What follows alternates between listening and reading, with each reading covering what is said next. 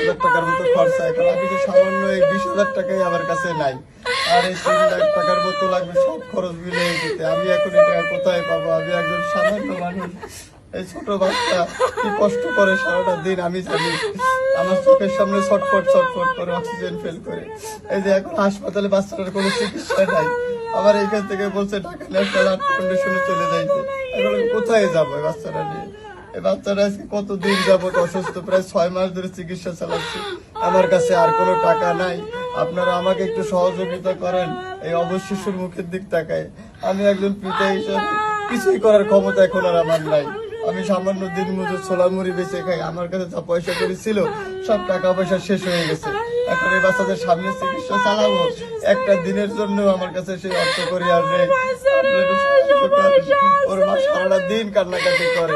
কোথায় যাবো আমি? আমার যাওয়ার মতো কোনো জায়গা নাই।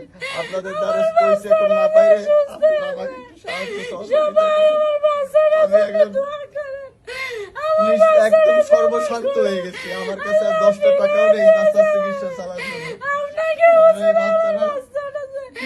বাচ্চা আমার এখন ভালোভাবে পেট ভরে খাইতেও পারে না, কিছু করতেও পারে না। আমি বাচ্চার চিকিৎসা চালাইতে পারতেছি না। আপনারা আমাকে একটু সাহায্য করেন। আমার এই বাচ্চাটা যদি আমি চিকিৎসা চালাইতে পারি, আমার বাচ্চাটা প্রায় 3 লাখ টাকার মতো খরচ হবে। এখন আমি কোথায় পাবো এত টাকা? আমার কাছে আর কোনো টাকা পয়সা নেই। এই বাচ্চাটা না পারি আমি আর নদীতে ফেলাই দিতে, না পারি আমি কিছু করতে। আমি কোন দিক যাবো? আমার যাওয়ার আর কোনো জায়গা নেই। না পারি সব শেষে আপনাকে দ্বারস্থ হয়েছি। আপনারা যদি একটু সাহায্য করেন 10-5 টাকা দিয়ে, আমার এই বাচ্চাটা হয়তো আবার নতুন করে জীবন ফিরে পাবে, আবার হাসবে খেলবে। আল্লাহর কাছে দোয়া করবো আপনাদের জন্য, আপনাদের কাছে মন ভরে দোয়া করবো। আপনারা